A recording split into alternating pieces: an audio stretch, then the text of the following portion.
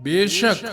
اللہ اس بات سے نہیں شرماتا کہ وہ کسی بات کو سمجھانے کے لیے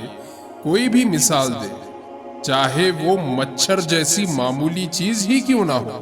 یا کسی ایسی چیز کی جو مچھر سے بھی زیادہ معمولی۔ اب جو لوگ مومن ہیں وہ خوب جانتے ہیں کہ یہ مثال ایک حق بات ہے جو ان کے پروردگار کی طرف سے آئی ہے۔ البتہ جو لوگ کافر ہیں وہ یہی کہتے ہیں کہ بھلا اس حقیر مثال سے اللہ کا کیا مطلب ہے؟ اس طرح اللہ اس مثال سے بہت سے لوگوں کو گمراہی میں مبتلا کرتا ہے اور بہت سوں کو ہدایت دیتا ہے، مگر وہ گمراہ انہی کو کرتا ہے جو نافرمان ہے۔ وہ جو اللہ سے کیا ہوا عہد کو پختہ کرنے کے بعد بھی توڑ دیتے ہیں، اور جن رشتوں کو اللہ نے جوڑنے کا حکم دیا ہے انہیں کاٹ ڈالتے ہیں اور زمین میں فساد مچاتے ہیں، ایسے ہی لوگ بڑا نقصان اٹھانے والے ہیں۔ تم اللہ کے ساتھ کفر کا رویہ آخر کیسے اختیار کر لیتے ہو؟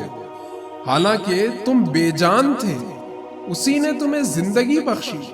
پھر وہی تمہیں موت دے گا، پھر وہی تم کو دوبارہ زندہ کرے گا، اور پھر تم اسی کے پاس لوٹ کر جاؤ گے۔ وہی ہے جس نے زمین میں جو کچھ ہے تمہارے لیے پیدا کیا، پھر وہ آسمان کی طرف متوجہ ہوا، چنانچہ ان کو 7 آسمانوں کی شکل میں ٹھیک ٹھیک بنا دیا، اور وہ ہر چیز کا پورا علم رکھنے والا ہے۔ اور اس وقت کی بات سنو جب تمہارے پروردگار نے فرشتوں سے کہا، میں زمین میں خلیفہ بنانے والا ہوں، تو وہ کہنے لگے، کیا آپ زمین میں ایسی مخلوق پیدا کریں گے جو اس میں فساد مچائے اور خون خرابہ کرے، حالانکہ ہم آپ کی تسبیح اور حمد و تقدیس میں لگے ہوئے ہیں۔ اللہ نے کہا، میں وہ باتیں جانتا ہوں جو تم نہیں جانتے۔ اور آدم کو اللہ نے سارے کے سارے نام سکھا دیے، پھر ان کو فرشتوں کے سامنے پیش کیا اور ان سے کہا، اگر تم سچے ہو تو مجھے ان چیزوں کے نام تو بتاؤ۔ وہ بول اٹھے، آپ ہی کی ذات پاک ہے، جو کچھ علم آپ نے ہمیں دیا ہے اس کے سوا ہم کچھ نہیں جانتے، حقیقت میں علم و حکمت کے مالک تو صرف آپ ہیں۔ اللہ نے کہا، آدم تم ان کو ان چیزوں کے نام بتا دو۔ چنانچہ جب اس نے ان کے نام ان کو بتا دیے تو اللہ نے فرشتوں سے کہا، کیا میں نے تم سے نہیں کہا تھا کہ میں آسمانوں اور زمین کے بھید جانتا ہوں، اور جو کچھ تم ظاہر کرتے ہو اور جو کچھ تم چھپاتے ہو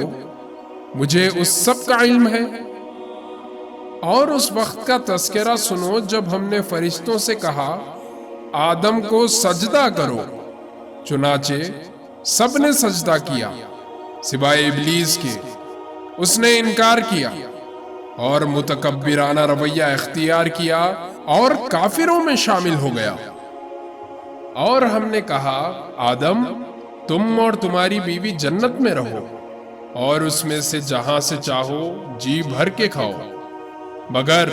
اس درخت کے پاس بھی مت جانا ورنہ تم ظالموں میں شمار ہوں گے۔ پھر ہوا یہ کہ شیطان نے ان دونوں کو وہاں سے ڈگمگا دیا، اور جس عیش میں وہ تھے اس سے انہیں نکال کر رہا، اور ہم نے آدم، ان کی بیوی اور ابلیس سے کہا، اب تم سب یہاں سے اتر جاؤ، تم ایک دوسرے کے دشمن ہوگے، اور تمہارے لیے ایک مدت تک زمین میں ٹھہرنا اور کسی قدر فائدہ اٹھانا طے کر دیا گیا ہے۔ پھر آدم نے اپنے پروردگار سے توبہ کے کچھ الفاظ سیکھ لیے جن کے ذریعے انہوں نے توبہ مانگی، چنانچہ اللہ نے ان کی توبہ قبول کر لی۔ بے شک وہ بہت معاف کرنے والا ہے، بڑا مہربان ہے۔ ہم نے کہا، اب تم سب یہاں سے اتر جاؤ۔ پھر اگر میری طرف سے کوئی ہدایت تمہیں پہنچے تو جو لوگ میری ہدایت کی پیروی کریں گے ان کو نہ کوئی خوف ہوگا اور نہ وہ کسی غم میں مبتلا ہوں گے، اور جو اس کو قبول کرنے سے انکار کرے گا اور ہماری آیتوں کو جھٹلائے گا وہ دوزخ والے لوگ ہیں جہاں وہ ہمیشہ رہیں گے۔ اے بنی اسرائیل، میری وہ نعمت یاد کرو جو میں نے تم کو عطا کی تھی، اور تم مجھ سے کیا ہوا وعدہ پورا کرو، تاکہ میں بھی تم سے کیا ہوا وعدہ پورا کروں، اور تم کسی اور سے نہیں بلکہ صرف مجھی سے ڈرو، اور جو کلام میں نے نازل کیا ہے اس پر ایمان لاؤ، جبکہ وہ اس کتاب یعنی تورات کی تصدیق بھی کر رہا ہے جو تمہارے پاس ہے، اور تم ہی سب سے پہلے اس کے منکر نہ بن جاؤ، اور میری آیتوں کو معمولی سی قیمت لے کر نہ بیچو،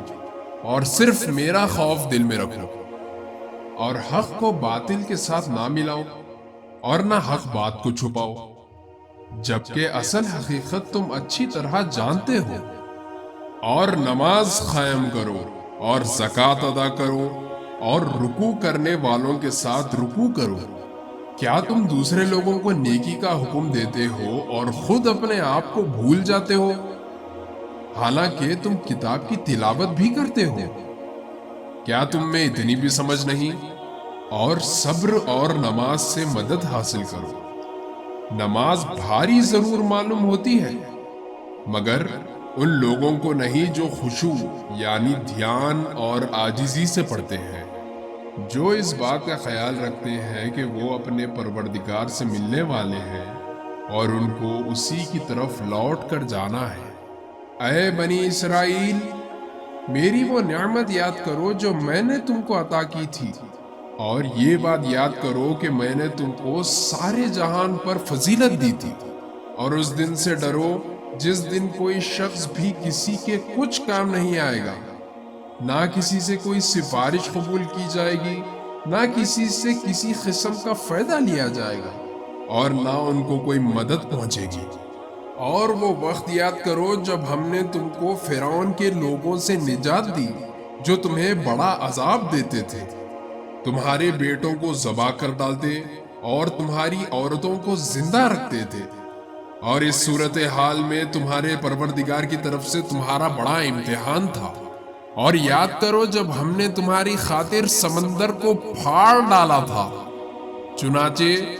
تم سب کو بچا لیا تھا اور فرعون کے لوگوں کو سمندر میں غرق کر ڈالا تھا،